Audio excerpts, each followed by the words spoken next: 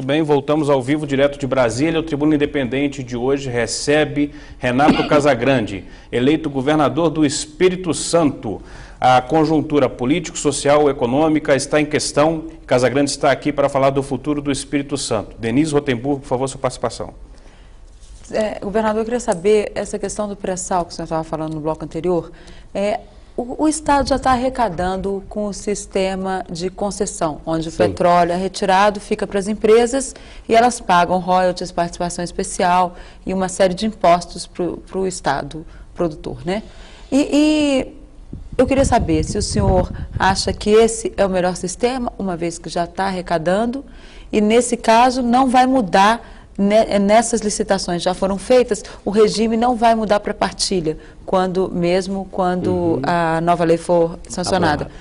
E outra coisa que eu queria saber, há uma disputa no Congresso em relação à questão dos royalties do pré-sal, para onde é que vão, se vai ser distribuído entre todos os estados ou se vai ficar a maior parte para os estados produtores. Eu quero saber como é que está essa questão, se o senhor já tem conversado com outros governadores a respeito e como é que está essa união aí, principalmente entre Espírito Santo e Rio de Janeiro? Temos conversado sim, Denise. Temos conversado muito com o Sérgio Cabral, no Rio de Janeiro. Tenho conversado muito com alguns governadores do Nordeste também, com o Eduardo Campos, que é o presidente do meu partido. Vocês têm uma posição divergente aí, né? Divergente, mas eu tenho certeza que nós vamos encontrar uma solução convergente. Porque, veja bem, nós temos diversas áreas no Espírito Santo já licitadas, no modelo de concessão. O Espírito Santo está começando a produzir petróleo agora. Então, nós temos perspectiva de ir crescendo a produção de petróleo a cada ano. Começamos com 100 mil barris de petróleo por dia, já estamos com mais de 300 mil barris de petróleo por dia.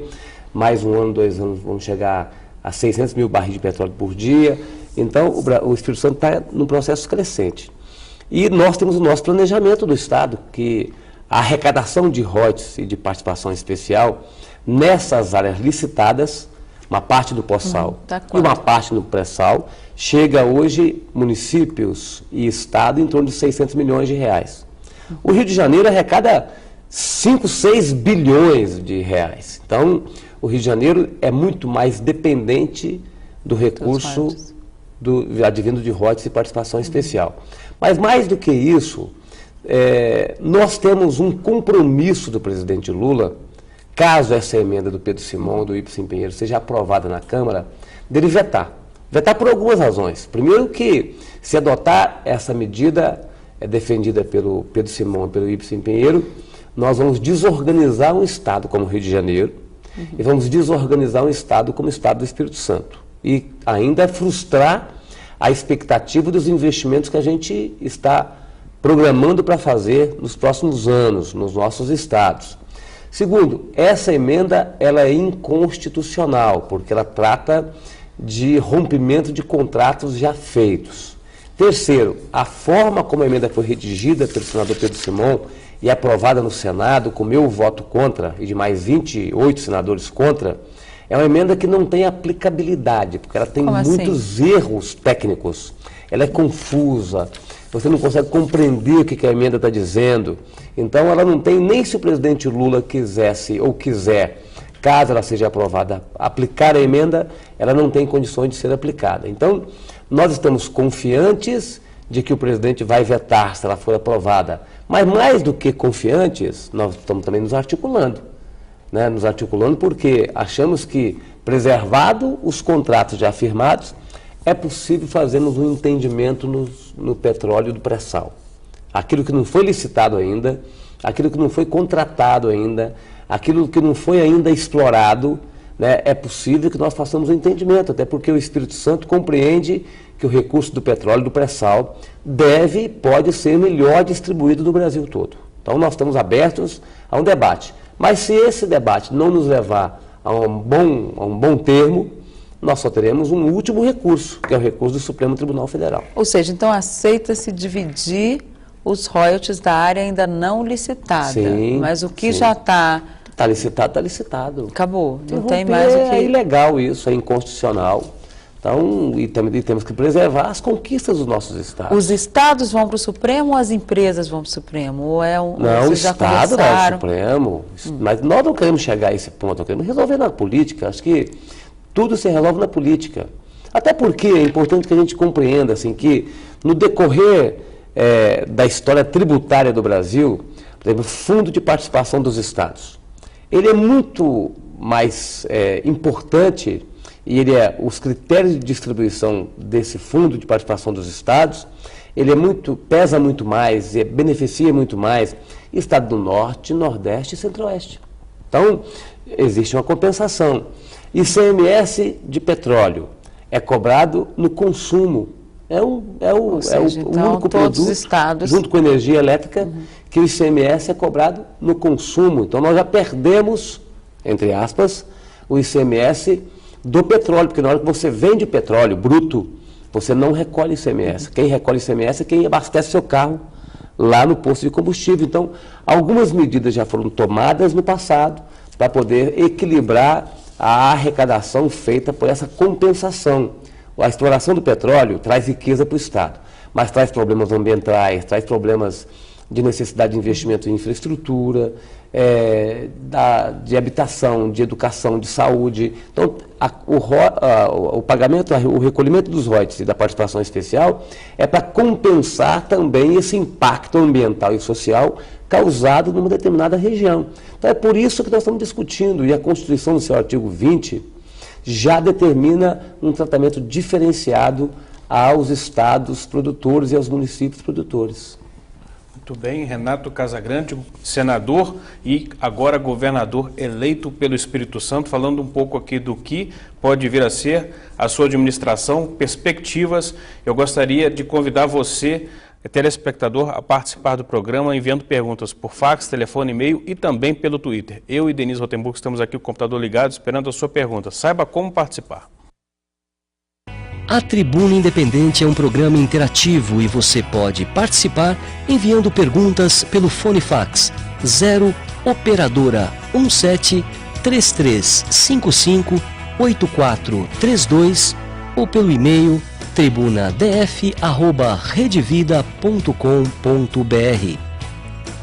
Muito bem, você telespectador já sabe como participar. Você do Espírito Santo que está nos assistindo pode mandar pergunta para o futuro governador Renato Casagrande, eleito com 1.500.000 votos. Governador, uma pergunta em cima ainda desse assunto do pré-sal que está trazendo muitas benesses para o Espírito Santo, para a sua economia. Eu conheço o estado, conheço praticamente toda a orla capixaba, digamos assim, como mineiro, né, de Marataízes até Vitória e um pouco mais, Guarapari, Piú, Miriri, Anchieta, Meaípe, tudo. Conhece bem.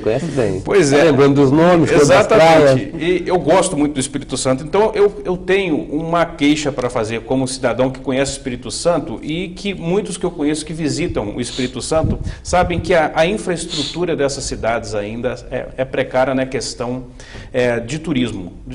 Nós sentimos isso, a rede hoteleira não é forte, a infraestrutura de estradas, de calçamento, até Guarapari, por exemplo, já é um grande centro, você vai para a Praia do Morro ali, algumas ruas atrás da Praia do Morro ainda não tem calçamento e rede de esgoto. Eu gostaria de saber como o senhor poderá resolver essa questão agora com a chegada do pré-sal, agora que o mercado imobiliário está aquecido lá no Espírito Santo.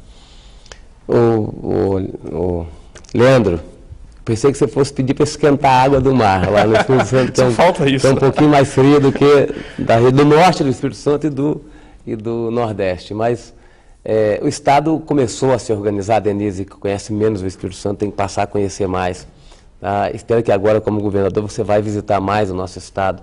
Mas o Estado do Espírito Santo ficou um tempo desorganizado, tá certo? Passou um momento de desorganização.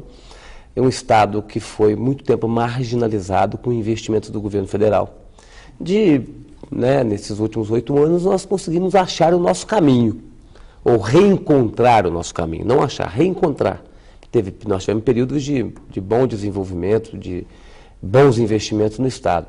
E é nessa organização, com equilíbrio fiscal, com responsabilidade fiscal, é que nós conseguimos fazer investimentos. Né? Então, a parte da responsabilidade do Estado. O Estado tem ajudado os municípios a montar a sua infraestrutura, temos atraído muitas empresas privadas, temos investido no setor hoteleiro, mas o Estado conseguiu sair em 2003, de 44 milhões de reais de investimento, de capacidade de investimento, para investir R$1 bilhão por ano, agora em 2009. Então o Estado se organizou. Vou manter esse Estado equilibrado para que nós possamos fazer os investimentos em infraestrutura que são necessários no Estado.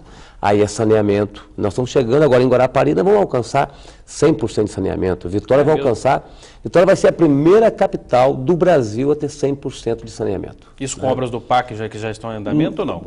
Guarapari é obra do PAC, Vitória não. Vitória é obra do BIRD, do Banco Mundial, empréstimo do governo do Estado.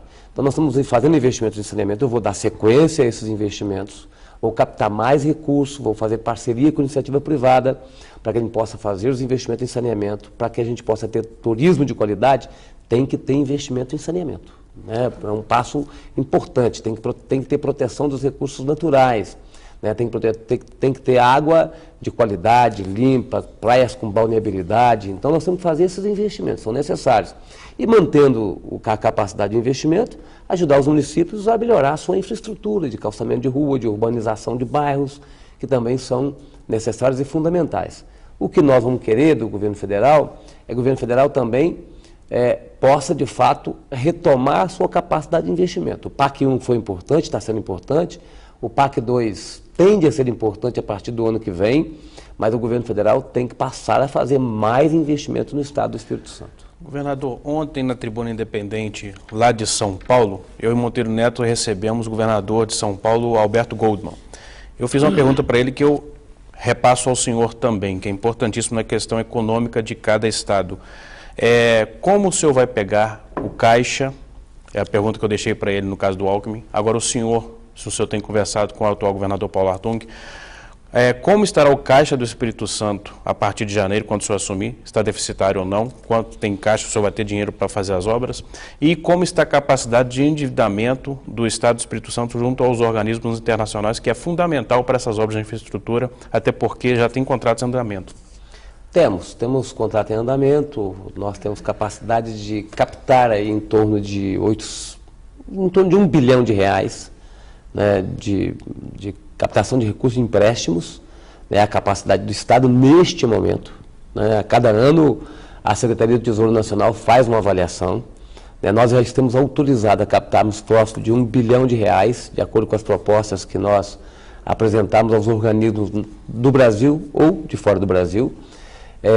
Vou pegar um Estado equilibrado financeiramente, né, o Estado está organizado. Estado organizado significa mais cuidado ainda mantê-lo organizado, mas o primeiro ano de qualquer administração é um ano de executar, geralmente, obras iniciadas no atual governo. Né? Então, o primeiro ano é um ano de um orçamento executado pelo atual governo, que aponta um investimento com recurso próprio em torno de R$650 milhões, né, mais investimentos do governo federal, mais investimentos de empresas públicas do Estado.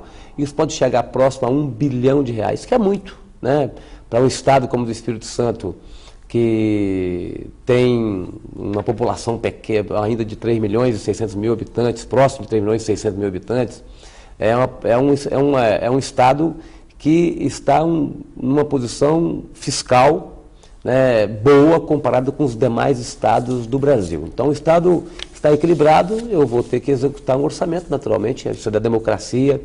É bom que eu faça isso, que eu dê continuidade a essas obras, que eu conclua essas obras, que eu dê continuidade aos projetos, faz parte do amadurecimento democrático nosso.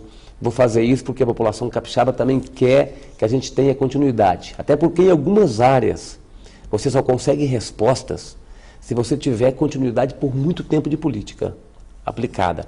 Segurança pública, saúde, ou você tem muito tempo de investimento numa mesma política, né, e ampliando e aumentando e aperfeiçoando essa política, ou você não consegue resposta adequada da forma como a população deseja em qualquer lugar. Lá no Espírito Santo não é diferente de nenhum outro lugar.